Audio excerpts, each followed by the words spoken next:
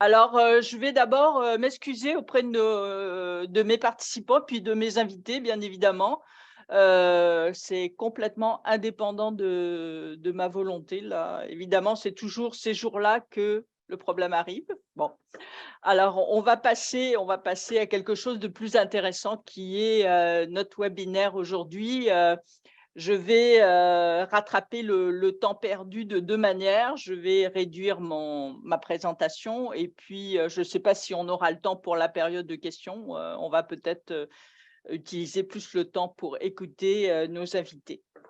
Alors merci à tout le monde, d'être, là aujourd'hui, puis d'avoir patienté aussi, pour participer, à ce webinaire.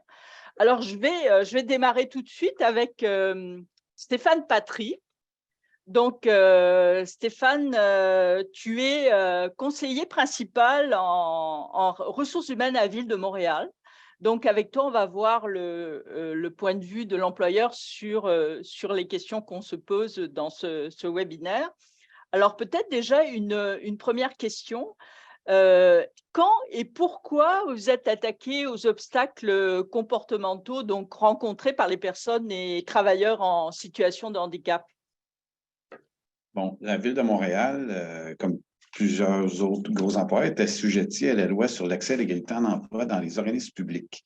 Ce qui nous a amené, au milieu des fin des années 2000, à réaliser un recensement de nos employés pour évaluer combien de personnes handicapées on avait effectivement dans chaque emploi.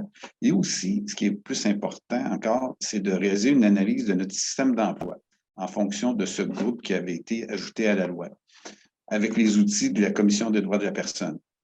Donc, déjà, s'il y a d'autres employeurs qui n'ont pas encore procédé à cette analyse, je vous inviterai à contacter la Commission des droits de la personne. Et aussi, on a eu plusieurs analyses, entre autres un rapport intéressant de l'Office de consultation publique de Montréal, qui est arrivé en 2021, avec une consultation publique sur le racisme et la discrimination systémique qui a porté un peu aussi sur les personnes en situation de handicap. Donc, tout ça a alimenté notre réflexion. Puis aussi, aux ressources humaines à la Ville, je m'occupe d'accessibilité universelle, ce qui me permet de voir, entre autres, que, bon, à la Ville, on s'est beaucoup occupé d'accessibilité universelle pour les citoyens, mais ce qui se passe dans les bureaux, en arrière, bien, il y avait des choses à corriger, des évaluations à faire, et il y en a encore, il y a encore du travail à faire. D'accord, Donc, parfait. je vais me limiter, je vais te laisser gérer le temps parce que c'est assez serré, mais j'invite les gens à se connecter avec moi sur LinkedIn. Vous allez me trouver facilement, puis on pourrait échanger plus longuement. Bien sûr. Donc ça, c'est comme ce qui a fait démarrer, ce travail sur les stéréotypes,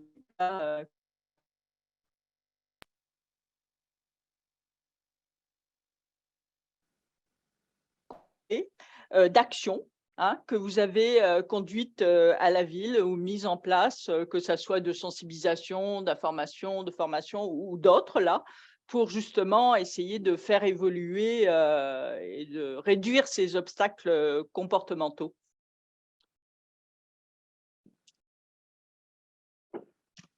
Donc, j'ai On perdu n'a un pas, petit peu. on n'a pas bien entendu le début de ta question, Pascal. Oui, des exemples d'intervention, heu,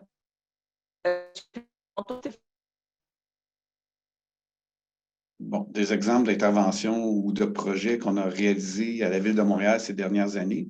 En fait, exactement. je m'occupe du programme d'accès à l'égalité en emploi de la Ville depuis plus d'une dizaine d'années. Donc, j'ai eu l'occasion de mettre en place toutes sortes de projets.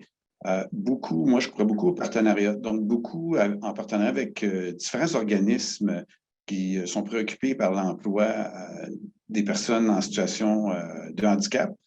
On a vraiment réalisé différents projets. Tout à l'heure, Accès Travail Sourd va sûrement vous parler du projet qu'on a réalisé même sur une période de près de 2 ans et qui a abouti sur différents outils. Mais on a, avec un regroupement d'organismes qui est Défi Montréal, réalisé des activités de sensibilisation à l'occasion de la Semaine québécoise des personnes handicapées. On a produit un guide à l'interne pour l'embauche, l'accueil et l'inclusion des personnes handicapées. On déploie des fiches de sensibilisation, dont, par exemple, une sur le maintien en emploi. mais on utilise les semaines thématiques comme ou les activités, les événements thématiques. Le mois de l'autisme, la Semaine québécoise des personnes handicapées, la Journée internationale qu'on vient de connaître aussi, pour déployer des nouveaux outils à l'ensemble des employés. On a aussi un programme qu'on a mis en place qui est Tremplin Travail pour personnes handicapées. On l'appelle comme ça. Ce sont des stages de 6 mois, des stages rémunérés de 6 mois qu'on offre aux travailleurs en situation de handicap. On les affiche sur notre site carrière. Chaque printemps, donc, normalement, on devrait avoir une nouvelle campagne qui débute bientôt pour accueillir une trentaine de travailleurs handicapés. Ce type d'activité-là, ce type d'action-là nous aide beaucoup à sensibiliser les milieux de travail parce qu'automatiquement, on a un parrain ou une marraine qui accompagne l'employé stagiaire et aussi tout le milieu de travail est sensibilisé. Donc, en réalisant ce type d'action-là, de stage, à chaque année, ça nous permet et on donne des stages à différents milieux, donc ça nous permet de sensibiliser des milieux de travail qui sont différents à chaque année aussi. Par exemple, moi, j'accueille des stagiaires et parfois, une année avant d'accueillir une stagiaire qui est non-voyante, une femme voilée non-voyante, donc j'étais à l'intersection de potentielle discrimination. On a essayé de me faire voir des choses qui feraient que la personne aurait des obstacles. Souvent, les obstacles nous viennent des personnes qui croient qu'il va y avoir des problématiques en termes de santé, sécurité au travail, en termes de productivité. Je peux vous dire que dès la première semaine où j'ai accueilli cette personne-là, j'ai eu beaucoup d'employés, beaucoup de collègues, des gestionnaires qui sont venus pour féliciter la ville, donc nous féliciter d'avoir accueilli cette personne-là. Et elle a été très performante en emploi. Et vraiment, le milieu de travail chez moi est plus ouvert depuis ce temps-là, même si je suis en ressources humaines. Donc, ça peut s'appliquer pour différents employeurs, embaucher des personnes, que ce soit en stage ou dans des situations d'emploi, des postes que vous avez ouverts. C'est la meilleure façon vraiment de pouvoir sensibiliser. Quand cette personne-là est arrivée en emploi, j'ai discuté avec elle, on a trouvé quelques documents à transmettre à l'équipe pour pouvoir sensibiliser l'équipe de travail sur comment interagir avec une personne qui est non-voyante. Et je vous dirais, on a réalisé de nombreux partenariats. On a, par exemple, avec Action Main-d'œuvre, une agente d'intégration. Peut-être terminer là-dessus, Stéphane? Oui. Action Main-d'œuvre, une agente d'intégration en emploi pour un emploi de col bleu. Donc, c'est difficile pour les personnes d'intégrer des emplois de col bleu. Histoire vite, gros succès, 2 visites du milieu de travail avec le gestionnaire.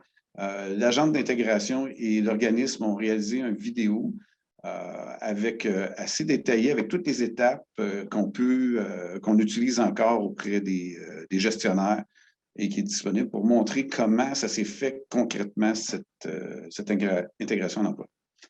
D'accord. Donc, pour l'instant, je vais Merci Stéphane. Je propose qu'on passe à mon deuxième invité, c'est Joseph Dulyonnais. Bonjour Joseph. Donc toi, tu es le DG de l'Arrimage, qui est un organisme accompagnant personnes de santé mentale, bien sûr, en emploi. Et donc, on va voir le point de vue d'une ressource qui accompagne à la fois les personnes, mais aussi les milieux de travail. C'est quoi les grands stéréotypes, Joseph, à l'égard des personnes, des travailleurs qui ont un trouble de santé mentale? Bon, il y en a beaucoup, malheureusement, des idées préconçues vis-à-vis de la santé mentale, malgré toutes les campagnes de sensibilisation qui sont faites.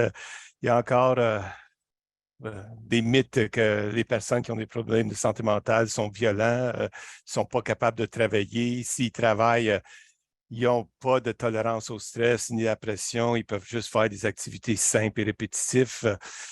Tout est faux. Une personne sur 5 ou une personne sur 4, dépendamment quelle étude on veut citer, vont avoir un problème de santé mentale dans leur vie adulte. c'est un problème qui est très présent, mais qui n'empêche pas le monde de travailler. Oui, il y en a certains qui vont avoir des difficultés, mais il faut regarder l'individu avant tout. Donc, si on regarde même de niveau des idées préconçues, le monde, ils veulent bien faire, donc ils vont être, quelqu'un qui a un problème de santé mentale, mais il faut tolérer ses comportements, même si c'est un comportement qui est inapproprié dans le milieu de travail.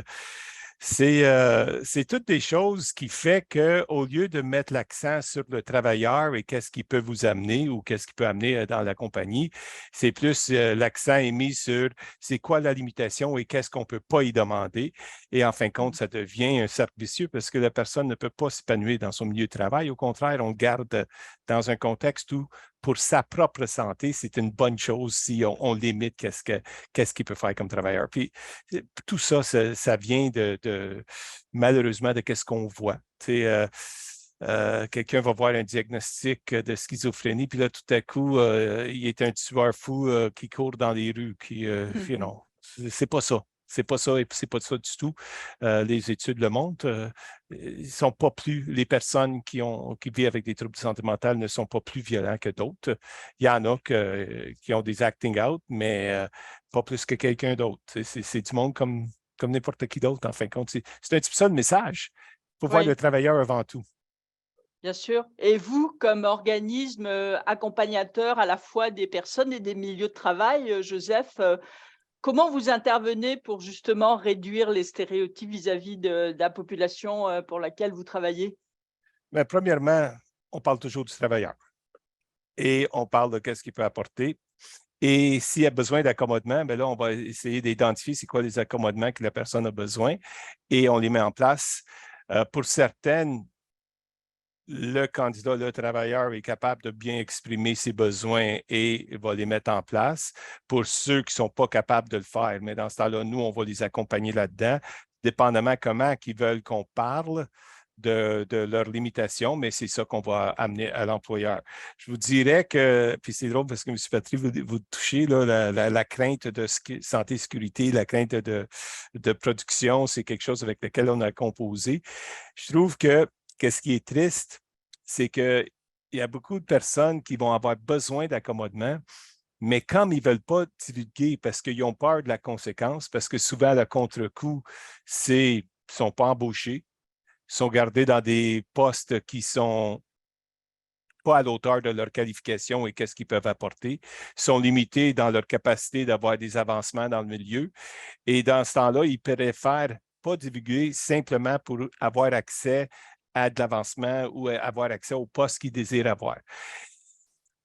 Quand ça devient compliqué, c'est que quand la personne qui ne divulgue pas qu'il y a un problème a besoin d'accommodement, c'est beaucoup plus difficile d'intégrer l'accommodement dans son milieu. Et si on ne peut pas l'intégrer, mais dans ce temps-là, des chances qu'il perde son emploi ou que ça ne va pas comme il veut sont possibles. Ça ne veut pas dire qu'ils ne sont pas capables de passer au travail parce qu'il y en a qui gèrent bien leur maladie et qui sont capables de le faire, mais il y en a d'autres qui ont besoin d'aide. Mais ces personnes-là, malheureusement, ils risquent de vivre des échecs en emploi. Et la question de divulgation, c'est vieux. Moi, ça fait 38 ans que je suis dans le domaine. Ça fait 38 ans qu'on en parle. Il y a la chaire santé mentale travail à l'Université Québec qui fait plein d'études là-dessus. Malheureusement, ça demeure un petit stigma de vouloir parler de qui on est. Et je vais vous donner un exemple. J'ai un client qui a été embauché dans une compagnie. Il a passé 8 heures dans le camion avec son boss parce que c'est une compagnie, ils sont sur la route. Et pendant la conversation, il a parlé il a annoncé qu'il prenait une médication pour aider à gérer des symptômes de sa maladie. Puis l'employeur a débarqué ici après le travail en panique. Qu'est-ce que je fais? C'est quoi mes engagements? Qu'est-ce qui va arriver? Est-ce que j'ai le droit d'y donner des outils? Est-ce qu'il va se blesser? On a parlé, on a ramené à qu'est-ce que la personne est capable de faire. On l'a calmé. Ça fait 3 ans de ça, puis le monsieur est toujours en emploi en passant. Mais qu'est-ce qui était le message le plus important? C'est adressez-vous. Le monsieur en question, il est ouvert à parler. Posez-y des questions. Il va vous dire qu'est-ce qu'il est capable de faire. Il va vous dire quand ça ne va pas, qu'est-ce qu'il faut, comment on peut l'identifier. Et plus important, il va vous dire qu'est-ce qui est, s'il y a quelque chose qu'il ne peut pas faire, il va le dire aussi. Personne ne se connaît mieux que la personne lui-même. Donc, c'est un petit peu ça. C'est embarquer dans la conversation, pas avoir peur de poser des questions, mais pas le faire dans une structure. Je vais vous donner un autre exemple. Il y a encore beaucoup de compagnies qui utilisent les questionnaires médicaux pré-emploi où ce qu'on voit des questions, est-ce que vous avez un diagnostic en santé mentale? Est-ce que vous avez eu des épisodes dans les 5 dernières années? Et, un rapport médical pré-emploi est supposé d'être capable d'identifier, si on veut, des limitations liées à un handicap et des accommodements qu'on doit mettre en place. Ce n'est pas supposé d'avoir des questions extrêmement intrusives qui rendent le monde mal à l'aise au point où ils vont refuser d'appliquer dans ces compagnies-là simplement parce qu'ils ne veulent pas que tout le monde connaisse leur vie. Il faut vraiment voir le travailleur avant tout. Et une fois qu'on commence à travailler avec le travailleur, mais les limitations, on peut composer avec. Mais si on focus uniquement sur les limitations, mais là, on est en train de causer un problème. Et on ne le fait pas parce qu'on a peur. Des fois, on le fait parce qu'on veut bien faire. Mais veut bien faire, ça ne veut pas dire qu'on traite tout le monde différemment. Veut bien faire, c'est qu'on met des accommodements en place pour être en mesure que le travailleur va être capable de fructifier et produire comme tout le monde, ou au mieux de ses capacités. Merci, Joseph. C'est intéressant ce que tu nous dis sur le lien entre les stéréotypes et l'autodévoilement. Je pense que c'est un impact vraiment important que les gens doivent comprendre. On est dans un cercle vicieux là qu'il faut absolument briser. Je vais passer maintenant à François. Donc, bonjour François. Oui, Alors, bonjour.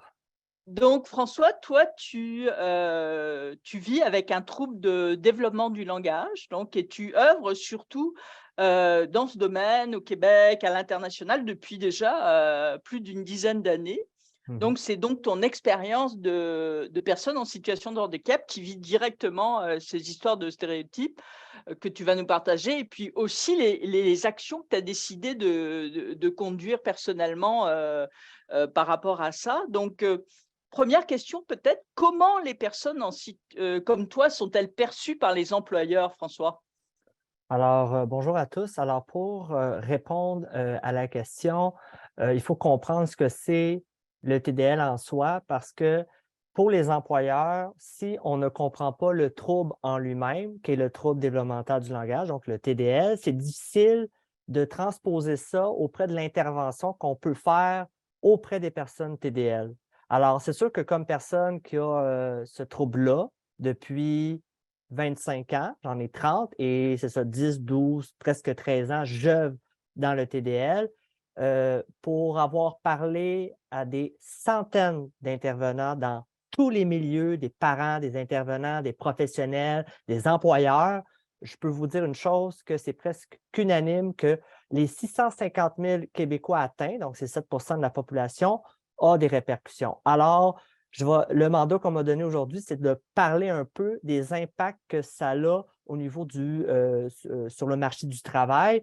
Alors, c'est sûr que comme j'œuvre dans le TDL, les impacts sont moins importants parce que je baigne dans le TDL, mais j'ai déjà travaillé dans plusieurs milieux et que ce soit des travails manuels, que ce soit des travails plus intellectuels, étant donné que le langage, ça affecte toutes les sphères de la vie, ça a fait en sorte que ça m'a amené des situations problématiques et handicapantes. Donc, j'ai travaillé, par exemple, aux élections. J'ai tout fait les paliers d'élections. Donc, évidemment, ça demande beaucoup d'interaction par rapport à l'électeur ou l'électrice qui vient vers nous.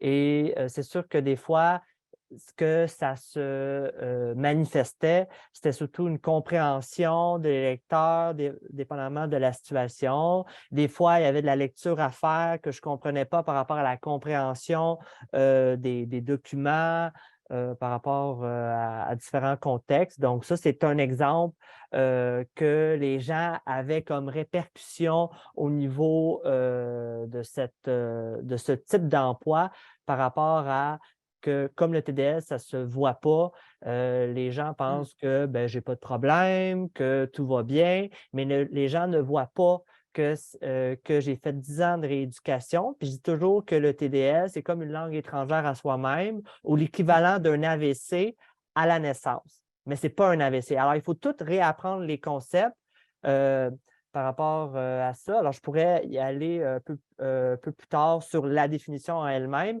mais pour répondre à la question principale, donc ça a été une expérience que j'ai vécue au niveau des élections. J'ai travaillé aussi, exemple, dans des centres de personnes âgées et je peux vous dire que des fois, c'était plus physique et quand on me donnait une consigne, mais je ne comprenais pas toujours qu'est-ce qu'il fallait faire, alors ça pouvait avoir des répercussions sur moi-même parce que ça pouvait être un danger, mais aussi sur le patient ou les préposés parce que j'étais comme aide préposé. Alors ça, c'est un autre bel exemple qui fait en sorte que sans le vouloir, les gens comme ont de la misère à comprendre tout ce qui concerne le concept du langage, de la communication, l'interaction humaine, etc., fait en sorte que les gens vont, comme ça ne se voit pas, bien, les gens vont penser que j'ai compris, mais ça ne veut pas dire que j'ai interprété. Alors, ça a fait en sorte que sur ce deuxième emploi que j'ai fait par rapport dans des résidences pour personnes âgées, mais ça a pu avoir des répercussions par rapport à ça. Donc, je pourrais y aller, étant donné que j'ai peu de temps, je vais y aller avec ces deux exemples-là pour illustrer que peu Parfait. importe le Merci. moyen que ça donne par rapport à ça. Et moi, Ta caméra, Pascal. d'investir sans caméra. Pascal, sans caméra, s'il vous plaît. D'accord. Donc, je disais, François, que ça fait plus de 10 ans que tu t'investis pour justement un travail de sensibilisation. Peux-tu nous dire qu'est-ce qui a fait, il y a une dizaine d'années, que tu as commencé à faire ce genre à agir justement dans ce domaine-là? Alors, il y a plusieurs volets. Étant donné que le 650 000, donc 7 de la population sont atteints, c'est le trouble neurologique de l'ensemble des troubles neurologiques. Alors, s'il y a des employeurs, engager des personnes TDL, ce sont les meilleurs employeurs au monde, malgré leurs limitations au niveau du TDL. J'ai réalisé que de tout l'ensemble des troubles neurologiques, c'est le seul trouble neurologique qui est le moins parlé, malgré le pourcentage élevé avec le nombre le plus élevé. C'est énorme, 7 de la population. Et ça, c'est un consensus international au niveau de RADL, de Raising Awareness of Developmental Language Disorder, qui tombe la journée mondiale au mois d'octobre. Alors, s'il y a des représentants, des élus, je ne sais pas trop, ce serait important de faire des événements pour le TDL dans les alentours du 14 et 15 octobre. Cela dit, j'ai réalisé que tout le travail que j'ai fait au niveau de ma réadaptation m'a démontré que dans tous les domaines, donc scolaire, relationnel, personnel, mais surtout professionnel, le langage y est partout. Et avec ma rééducation, j'ai réalisé, j'ai pris conscience de l'importance que l'être humain a besoin d'interagir et cette interaction-là passe par la communication qui est globale et cette communication passe par le langage, mais les gens perçoivent seulement le volet de l'articulation quand ce n'est pas juste ça le TDS, c'est un ensemble de choses. Alors, pourquoi j'ai décidé d'œuvrer plus précisément? C'est que de mon cheminement personnel, et de toutes les interventions que je fais depuis 10, 12 et bientôt 13 ans, je réalise qu'il manque beaucoup de sensibilisation et je me suis donné le mandat de faire en sorte qu'il y ait une reconnaissance juste pour que les TDL soient reconnus pleines et entières. Et il y a encore beaucoup de choses à faire au niveau de l'offre de services, au niveau de l'accessibilité, au niveau des jugements des TDL, parce que tous les TDL peuvent réussir à avoir un diplôme d'études secondaires à place de les voir en santé mentale, on a parlé de santé mentale tantôt, à place de les voir sur l'aide sociale ou avec des problèmes relationnels, mais si on leur donnait si on nous donnerait de la réadaptation, ce qui n'est pas le cas actuellement, ça serait vraiment différent. Alors, je pourrais en parler encore beaucoup parce qu'il y a beaucoup de choses à dire par rapport à ça.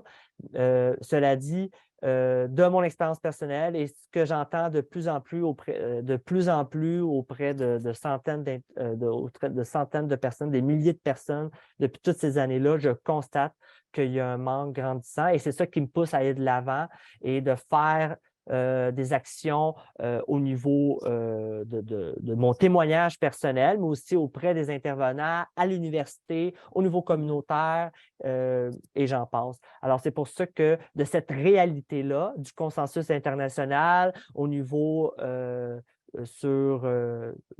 au niveau du Québec aussi, bien, je réalise que ça va prendre encore beaucoup de temps avant d'arriver à ce qu'on puisse qu'il y ait une reconnaissance qui fait en sorte que moi, ça se manifeste, mais ça fait en sorte que des jugements par rapport à tout ça, là, si je résume un peu pourquoi j'ai décidé d'œuvrer là-dedans.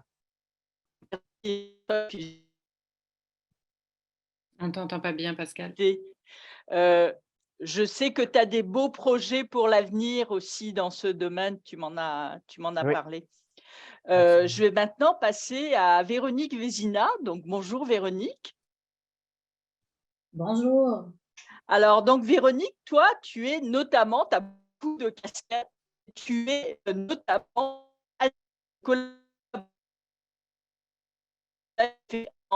donc, des Canadiens en situation de handicap. Donc, on va parler médias avec toi. C'est quoi les représentations qui sont véhiculées, Véronique, par les médias des personnes en situation de handicap actuellement? Je vais parler des médias en général parce que c'est ce que tente de faire Amis Télé, de revoir un petit peu ces représentations-là qui sont faites à l'égard des personnes handicapées. Vous remarquerez que quand on parle des personnes handicapées dans les médias, on voit souvent les super-héros. Moi, ce que j'appelle les super-héros, c'est des gens, par exemple, qui ont gagné des médailles aux Olympiques, qui sont souvent des situations ou des événements qui sont peu accessibles pour la majorité des personnes qui vivent avec un handicap, où on parle de situations exceptionnelles. Exemple, une personne qui s'est complètement désorganisée et qui a eu des comportements inadéquats, qui sont encore une fois des situations exceptionnelles, donc qui ne sont pas la réalité de l'ensemble des personnes, où on parle de cette personne-là comme une personne dans des situations de vulnérabilité. Donc, qui amène une forme de pitié à son égard. Et ça, bien, ça se reflète beaucoup dans les propos que l'on tient à l'égard de la personne, puis dans le vocabulaire qu'on utilise. Lorsqu'on parle d'une personne, par exemple, qui aurait des difficultés, soit intégrer le marché du travail avec ses services de transport, avec ses services de santé, de services sociaux, bien, on n'en parle jamais en termes de droit. On en parle toujours en termes de pitié. C'est donc épouvantable ce qui lui arrive. Donc, on n'est pas là pour faire valoir ses droits, on n'est pas là pour montrer que son image est inacceptable et que comme population, on pourrait faire quelque chose pour justement régler la situation. Mais on est là pour se dire, bien, ça n'a pas de bon sens de laisser une personne dans cette situation-là, puis qu'est-ce qu'on pourrait faire pour elle, puis on en a pitié. Puis tout ça, bien, être transparent à travers l'image qu'on donne, mais aussi à travers le vocabulaire qu'on utilise. Vous remarquerez quand vous lisez les journaux, quand vous écoutez les médias, que quand on présente la personne, souvent on va la présenter comme l'handicapé. Ce qui déjà vient je dirais, donner une ligne directrice aux propos qui vont suivre. On ne parle jamais de la personne elle-même. Moi, quand je parle de moi, mon identité, ce n'est pas d'être une personne qui vit avec un handicap. Mon identité, c'est d'être une femme, une mère, une conjointe, une travailleuse, et ainsi de suite. Je ne m'identifie jamais comme une personne qui vit avec un handicap. Donc, l'identité qu'on donne de la personne n'est jamais liée à ce qu'elle est et à ce qu'elle fait, mais toujours liée à sa situation de handicap, ce qui démontre encore une fois que ce qu'on est comme individu en tant que personne handicapée, bien, est beaucoup lié à notre handicap et non pas à ce qu'on vit, ce qu'on fait et ce qu'on est dans notre quotidien. Fait que ça amène beaucoup de stéréotypes. Et là, je donnais l'exemple quand on parle de l'handicapé, plutôt de la personne handicapée ou la personne qui vit avec un handicap ou avec des limitations, peu importe. Mais l'important de cerner le message autour d'un individu ou d'une personne, c'est quelque chose qui est très, très rare dans les médias. On commence à le voir, mais il y a encore beaucoup de travail à faire. L'autre vocabulaire qu'on utilise beaucoup aussi, quand on parle d'une personne qui souffre d'un handicap, qui est clouée dans son fauteuil roulant, ou qu'on parle du fauteuil au lieu de parler de la personne qui est assise dedans, c'est quelque chose qu'on entend beaucoup et qui véhicule énormément de préjugés et de stéréotypes. Quand je dis véhicule, bien surtout accentuer les préjugés que certaines personnes, que ce soit des employeurs ou non, peuvent avoir. Et pour cette partie-là, je vous laisserai sur 2 exemples assez criants là, qui ont été véhiculés soit dans les derniers mois ou les dernières années, parce qu'on parle beaucoup des médias. Il y a aussi les lettres d'opinion. Je vais prendre l'exemple de celle du maire Labaume qui a été publiée il y a quelques mois sur la pénurie de main-d'œuvre, où un média accepte de publier une lettre d'opinion où on dit, bon, on est vraiment rendu à faire travailler les personnes handicapées, comme si c'était quelque chose qui était impossible. Bien ça l'alimente les préjugés, ça démontre les préjugés de la personne, mais ça les alimente aussi. Ou une publicité d'une société d'État, je vais prendre l'exemple, il y a quelques années, la Société d'assurance automobile du Québec, qui, dans des campagnes choc pour prévenir les accidents de la route, et cette fois-ci, c'était pour surtout demander aux gens de respecter la vitesse sur la route. Il y a un accident qui se provoque, on voit par la suite l'image d'une personne qui est devenue soit paraplégique ou quadraplégique, puis on dit aux gens, c'est-tu vraiment ça que vous voulez devenir? Ça démontre une image très, très négative de ce qu'est la vie, le quotidien et le potentiel d'une personne qui vit avec un handicap. Oui, merci Véronique. Et justement, on comprend que toutes ces représentations ont un impact sur l'emploi, d'une part, mais ce qui est intéressant, c'est que les médias peuvent servir aussi, à contrario, à déconstruire les stéréotypes. Alors, je voudrais que tu nous expliques un peu, toi, à quoi tu as participé autour de par rapport à ça. Le mandat d'Amis Télé, c'est vraiment de rejoindre d'abord les personnes qui vivent en situation de handicap, mais aussi de démontrer à travers les différents sujets qui sont traités, les différentes émissions qui sont proposées, le potentiel de ces personnes-là. Je vais partir de 2 exemples. J'ai animé à Amis Télé l'émission Ça me regarde, qui est une émission de service. Maintenant, je suis collaboratrice. Quand on parle d'emploi ou quand on parle des personnes, on est là autant pour donner aux personnes qui vivent avec un handicap qu'à celles qui n'en ont pas, des exemples de ce qui est possible pour elles, des services qui existent, du potentiel qui peut être d'une personne, mais qui pourrait être transposé à la réalité d'une autre personne en fonction de son handicap, mais aussi en fonction de ce qu'elle veut faire, elle, dans la vie, parce qu'on peut pas, c'est pas parce que moi je fais telle chose que toutes les personnes peuvent le faire. Chacun a ses forces, chacun a ses faiblesses. Donc, c'est vraiment une image positive, autant pour la personne elle-même, parce qu'à travers les discours négatifs, souvent, ça a une influence sur sa propre perception à elle, mais aussi la perception des personnes qui autour d'elle, que ce soit des employeurs, des collègues de travail, ont par rapport à elle, parce que c'est l'image négative qu'ils sont habitués de voir. L'autre exemple que je pourrais donner, parce que j'animais aussi une émission de cuisine qui s'adresse aux personnes qui ont un handicap visuel, à travers ces images positives-là qu'on donne, je vais partir d'un exemple que j'ai vécu la dernière fois que je suis allée à Vancouver. J'ai rencontré par hasard une francophone sur la rue qui était aveugle et qui m'a interpellée parce qu'elle m'a reconnue par ma voix et qui m'a parlé de son expérience. Elle voulait travailler dans le milieu de la restauration et elle n'avait jamais réussi à se trouver un emploi parce que les employeurs trouvaient que c'était compliqué de la faire travailler dans le milieu de la restauration. Et une journée, elle est allée à une entrevue, elle dit « Je suis arrivée avec un extrait de ton émission que je co-animais avec un chef et je l'ai présenté à l'employeur. » Et quand l'employeur a vu ça, a vu les trucs qui étaient possibles, les moyens qui existaient, elle a réussi à décrocher son premier emploi dans le domaine qui l'intéressait. Fait que je pense de véhiculer cette image positive-là, mais de donner des exemples aussi. Des modèles, tu parlais des modèles. Oui, des modèles aux personnes qui vivent avec un handicap. C'est des éléments qui sont gagnants, autant pour sensibiliser les employeurs que pour sensibiliser les personnes elles-mêmes à aller de l'avant, puis à vouloir, à démontrer qu'elles peuvent, qu'elles veulent travailler et qu'il y a un potentiel qui est évident pour l'employeur. D'accord. Merci, Véronique. Je vous propose de passer déjà à notre 5e invité. Donc, c'est Yann Gélacroix. Je vais le présenter rapidement. D'abord, bonjour Yann.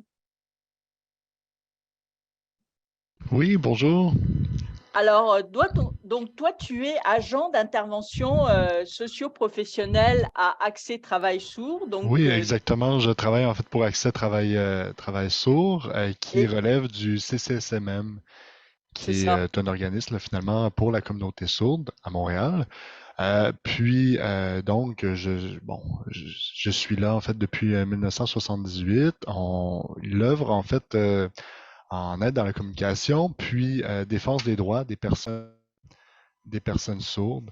Au CSSMM, déjà, de leur côté, ils avaient remarqué depuis toutes ces années-là, là, finalement, des problèmes à l'accès à l'emploi. Puis c'est pour cette raison-là qu'ils ont décidé de mettre en place Accès Travail Sourd. Soit dans le milieu du travail, faire de la sensibilisation, le maintien à l'emploi aussi. Puis donc, en 2021, il y a eu de nouvelles subventions, puis Accès Travail Sourd a repris finalement a grossi son équipe, puis ont décidé finalement de travailler davantage la sensibilisation, puis d'élargir un peu nos services qu'on avait D'accord. déjà auparavant. Parfait. Merci, Yann. Pourquoi pour vous, ça a été prioritaire, Yann, de sensibiliser les employeurs et donc de réduire en fait les préjugés à l'égard des sourds et des malentendants? Et puis, c'est quoi ces préjugés? Oui. Bon, écoutez, je travaille chez Accès Travail Sourd et depuis mon arrivée, je me rends compte en fait à quel point ma clientèle vit des injustices, de la difficulté à l'accès à l'emploi, de la discrimination. Je peux vous donner déjà un exemple. Des personnes sourdes qui sont diplômées et très qualifiées euh, ont souvent de la difficulté à gravir finalement les différents échelons en milieu de travail. Les postes sont souvent disponibles, donc ils se disent bah parfait, je suis qualifié, j'ai les compétences, je suis le meilleur candidat, mais ils vivent finalement des barrières d'accès à ces emplois-là. Euh, puis Parfois, ils vont rencontrer l'employeur, puis automatiquement, ben, c'est ça, à cause de la barrière de communication, ils se disent, ben non, ça sera pas possible. Mais en fait, c'est parce qu'ils n'ont pas nécessairement accès à la culture, ils n'ont pas les connaissances nécessaires, finalement, pour comprendre comment mettre en place des mesures d'adaptation pour les personnes sourdes. Puis auparavant, on voyait beaucoup de personnes sourdes travailler dans les métiers. Puis là, maintenant, la clientèle sourde, les personnes sourdes ont davantage finalement d'instruction, accèdent au cégep, à l'université, parce que maintenant, il y a des interprètes de disponibles davantage là, qu'on a pu avoir là, dans les dernières décennies. Puis maintenant, ben, c'est ça, les sourds sont davantage qualifiés, sont diplômés. Euh, Par contre, la barrière est maintenant plus sur le plan éducatif, mais sur le plan, c'est ça, de milieu de travail. Euh, donc, Souvent, les employeurs ne connaissent pas la communauté. Il y a énormément de bons candidats dans la communauté, puis des gens qui sont instruits, mais les employeurs ne les connaissent pas. Donc, voilà. À Accès Travail Sourd, on fait de la sensibilisation, on donne de l'information sur qu'est-ce qu'une personne sourde et quelles sont leurs possibilités. Puis on se rend compte que oui, c'est possible, c'est très possible d'engager une personne sourde et que ça soit un bon travailleur là, chez nous.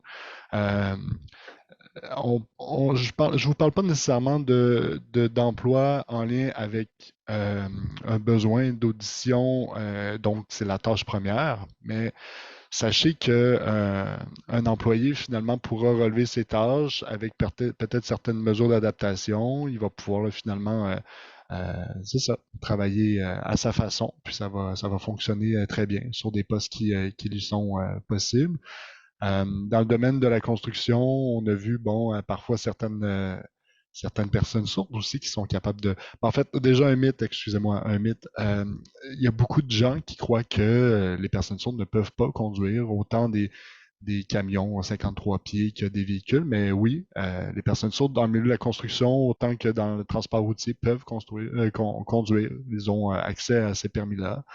Ils vont être capables de relever les mêmes tâches aussi. Parfait. Il y Peut-être a une question complémentaire pour toi, Yann? OK.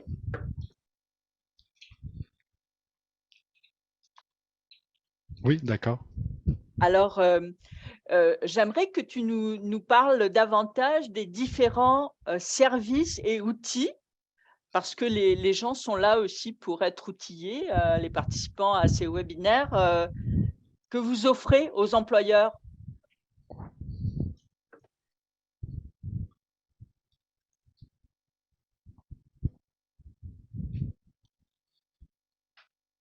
Oui, bien sûr. Donc, côté service, au milieu, en fait, autant dans les entreprises, nous faisons de la sensibilisation, puis aussi de l'aide conseil. De la sensibilisation, donc au niveau d'accompagnement, là, finalement, à la formation, à un guide de pratique, là, finalement, à l'embauche. Puis, par exemple, on a plusieurs fiches qui ont été mises sur place, puis donc essayer de mieux comprendre qu'est-ce qu'une personne sourde, que sur le plan là, finalement d'instruction, de diplomation, ça peut être une personne très qualifiée, comment on peut s'adapter face à la communication, là, donc en entrevue, lors des examens. Bon, on a différents moyens comme des interprètes, du service relais vidéo pour les appels téléphoniques. Donc, on fait de la sensibilisation à ce niveau-là parce qu'au final, on veut trouver un plan pour l'embauche puis pour la communication à l'interne. Puis, on est aussi là comme consultant si l'employeur a besoin là, finalement d'aide là, pour développer à l'interne le fonctionnement. Les services qui peuvent être mis sur place à l'interne, différents outils, différents modèles aussi de personnes sourdes qui ont bien réussi. Pour les annonces en milieu de travail, comment pour les formations, comment adapter tout ça. Puis aussi, on offre des services là, finalement de consultation dans les entreprises. C'est sur notre site Internet. À ce moment-là, il y a énormément de sensibilisation qui se fait. Puis, quand il y a des évaluations de compétences ou lors d'entrevues de certains examens, il faut parfois adapter cette communication-là pour donner accès sur le plan langagier. Donc, comment adapter tous ces documents-là, ces entrevues-là. Donc, voilà. D'accord. Puis, Yann aussi, juste un petit moment, monsieur, continuez, on l'interrompt. Excellent. parfait. Je voulais aussi que tu nous partages votre expérience d'intervention, Yann, avec Stéphane, là. Stéphane pourrait en parler aussi de son côté. Auprès de la ville de Montréal, qu'est-ce que vous avez fait? Oui, bien sûr. Ça a été une très belle expérience de travailler avec la Ville de Montréal aux ressources humaines, puis avec Stéphane Patry, voilà, qui est présent avec nous aujourd'hui. On a donc monté un projet qui s'est déroulé pendant 2 ans. Puis on traitait là, finalement, par exemple, les postes. Analyser certains postes pour qu'ils puissent être accessibles à la clientèle sourde. Autrement, créer des vidéos de sensibilisation qu'on pourrait donc diffuser dans certains différents groupes. Puis un guide pratique. Donc ce guide-là a été développé pour la Ville de Montréal, mais donc en septembre dernier, il y a eu le mois international de la surdité, puis on a pu diffuser sur le web, puis avec la Ville, on continue donc le partenariat, on travaille là, différents éléments toujours ensemble, comme de l'information par rapport à aux différents emplois de la Ville de Montréal. Donc, on informe les personnes sourdes qu'on a dans notre réseau. Il y a du parrainage aussi qui se fait. Puis, quand la Ville a des besoins finalement d'adaptation, d'adapter leur communication, à ce moment-là, on est là en appui. D'accord. Merci, merci Yann, merci beaucoup. Je vous propose qu'on passe maintenant à la période de questions. J'ai une première question pour Stéphane qui correspondait un peu à ce que je voulais te demander. La question, c'est la suivante. Si l'ouverture est présente au niveau des directions, qu'en est-il au niveau de la production, voire du responsable direct? Donc là, on parle des gestionnaires de proximité. Là, c'est quoi le travail à faire auprès des gestionnaires de proximité, Stéphane? En fait, oui, les gestionnaires de proximité, on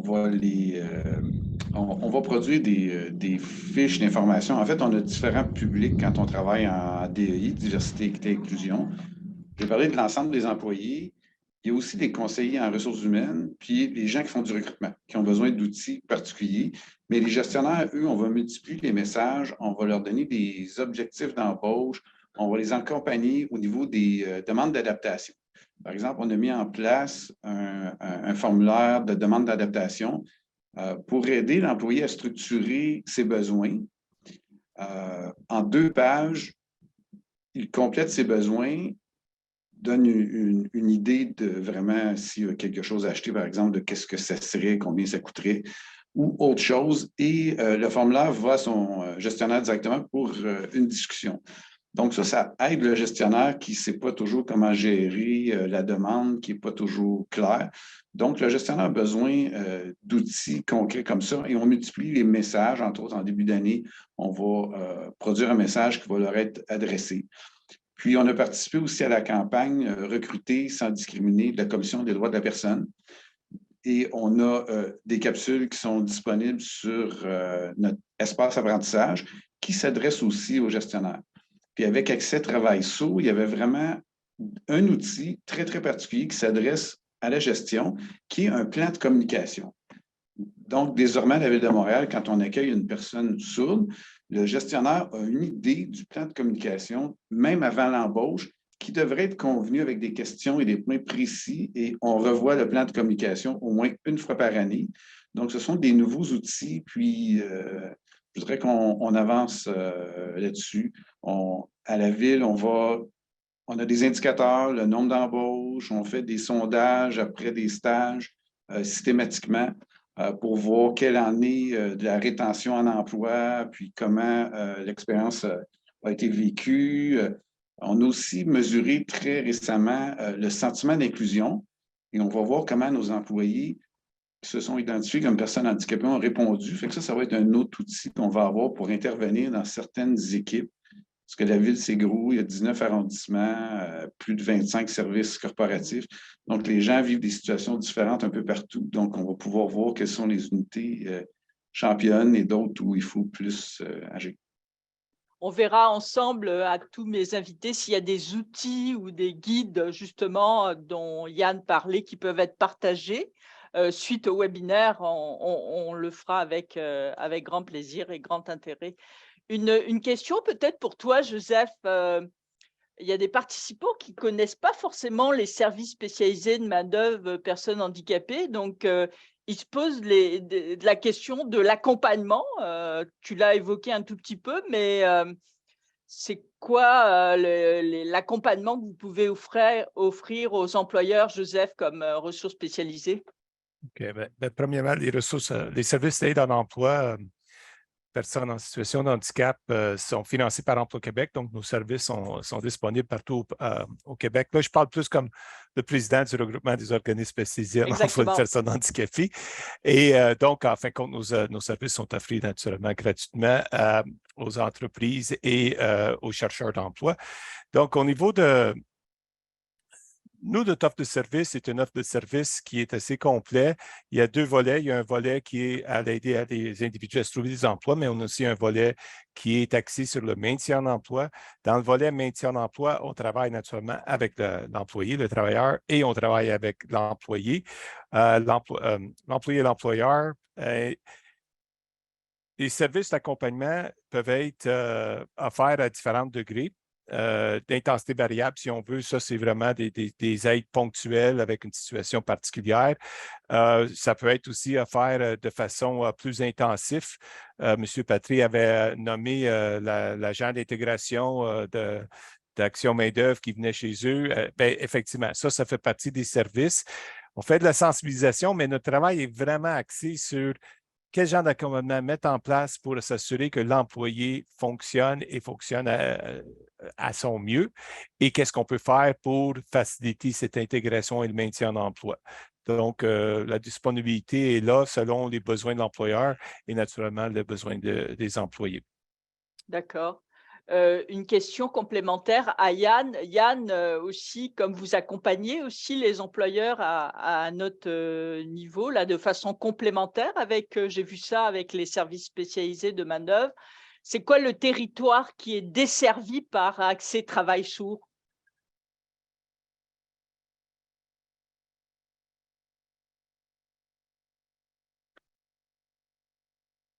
Oui, en fait, depuis 15 ans, je dirais, en fait, depuis 2006, quand une personne sourde n'est pas satisfait nécessairement de son travail ou veut faire un changement, voudrait améliorer ses conditions de travail, souvent, les organismes spécialisés en main-d'œuvre ont de la difficulté à l'aider. Donc, on peut, nous, aider les organismes pour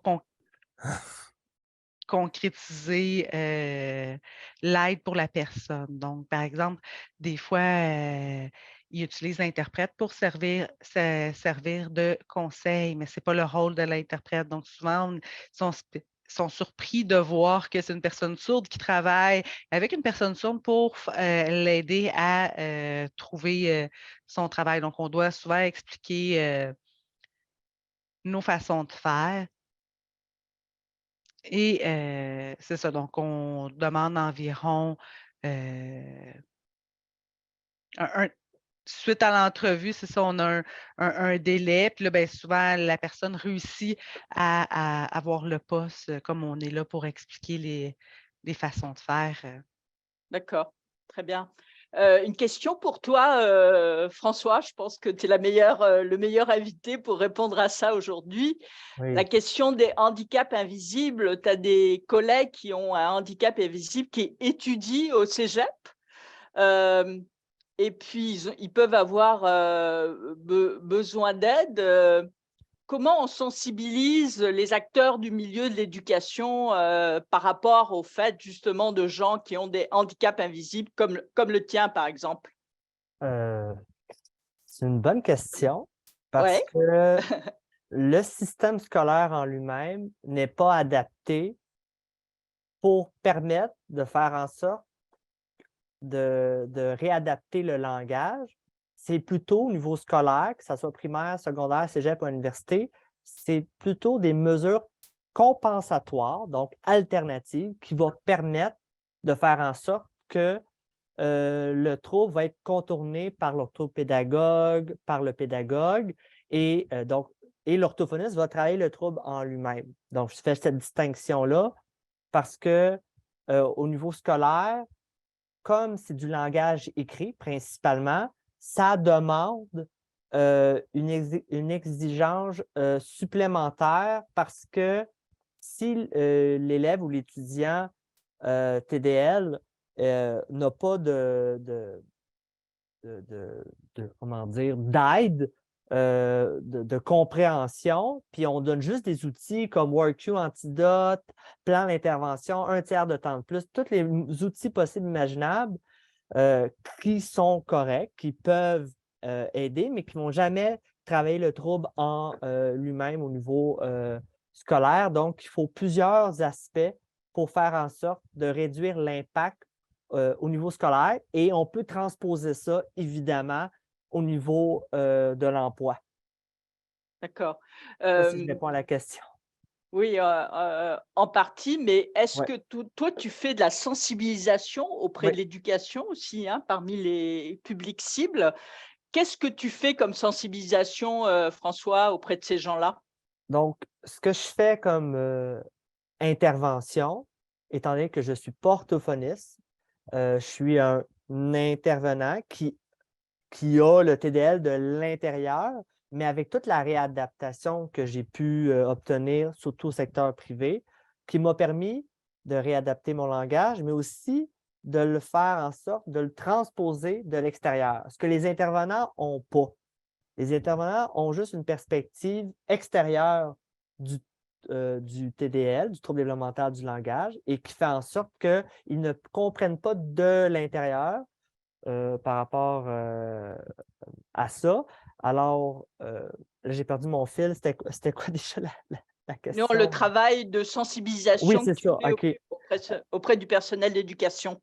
C'est ça. Donc, les intervenants, les chercheurs, peu importe, comme ils ont une perspective extérieure, alors ils ont de la misère à comprendre ou à saisir toutes les subtilités au niveau du TDL. Alors, moi, ce que je fais, est, en étant accompagné constamment dans tout ce que je fais auprès des intervenants, des orthophonistes, des neuropsychologues, etc., de faire en sorte de le vulgariser parce que le langage, la communication, c'est très abstrait, ça ne veut rien dire. Alors, Mmh. j'essaye de mon expérience personnelle, en combinant les deux, intérieur, extérieur, d'expliquer concrètement ce que c'est le TDL par rapport à ça. Donc, au niveau scolaire, euh, ou même au niveau professionnel, mais aussi D'accord. au niveau des employeurs. Merci, merci, François. Une question très rapide à Joseph, puis après je vais venir à Véronique. Joseph, est-ce que tu as eu déjà des clients sourds aussi qui, passaient par l'arrimage? Euh, Pas vraiment, on n'est pas qualifié pour travailler avec des personnes sourdes, D'accord, donc on va les référer vers des ressources spécialisées. C'est un autre domaine, c'est un domaine qu'il faut connaître, puis on peut pas, d'accord, parfait. Véronique, toi qui as une vision aussi macro des choses, qu'est-ce qui serait le plus prioritaire de faire, dans les prochains mois là, les prochaines années, pour, contrer les stéréotypes? Comment tu vois ça? Changer le vocabulaire et l'image qu'on donne des personnes handicapées pour tout en parlant des mêmes sujets, des mêmes dossiers, pour avoir une vision positive de ces personnes-là et non pas une vision négative qui vient qui ne crée pas les stéréotypes nécessairement, mais qui vient alimenter ou qui vient renforcer les préjugés ou les stéréotypes que peuvent avoir les gens. D'accord, parfait. Il y a, des questions qui n'ont pas été répondues, mais je vais y répondre personnellement là, par la suite. C'est un peu connexe au thème du webinaire et je vois leur passer. Delphine, est-ce que, on a fait le tour des questions? C'est bon? Oui, c'est bon. Très bien. Alors, je compléterai, moi, par des réponses écrites aux questions non répondues. Je veux juste finir d'abord en vous remerciant énormément, mes invités, et encore désolée de la situation. Bien sûr, je suis extrêmement désolée aussi du démarrage un peu laborieux du webinaire tout à l'heure. Vous allez recevoir dans le Q&R, je pense, Delphine, tout de suite le sondage d'évaluation, hein, c'est ça. Mais vous allez aussi le recevoir par la suite dans un courriel assez rapidement après la fin du webinaire. Comme on le disait tout à l'heure, on a l'habitude aussi d'envoyer un lien après la tenue de nos webinaires qui comprennent l'enregistrement intégral, puis également un document complémentaire. Donc, Madame et Messieurs les invités, si vous avez des outils, des guides, comme Yann disait, que vous voulez partager aux participants, je vous le dis, envoyez-les-moi là rapidement. On va les intégrer dans le document ressources complémentaires. Le webinaire qu'on a fait aujourd'hui, c'est le 3e d'une série de 4. Le prochain aura lieu au mois de mars, donc déjà 2023.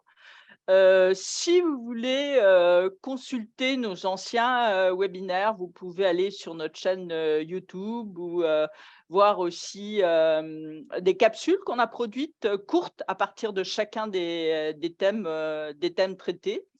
Et nous suivent évidemment sur les réseaux sociaux Facebook et LinkedIn. Et enfin, je vous remercie toutes et tous d'avoir assisté à ce webinaire. Puis, je vous souhaite évidemment de très joyeuses fêtes. Puis, on se retrouve en 2023, j'espère, avec aucun enjeu au niveau technique. Alors, pour mes invités, je vous demanderai d'aller dans vos courriels pour aller sur un autre lien où on va pour une petite rétroaction rapide. Hein. D'accord? Merci. Au revoir.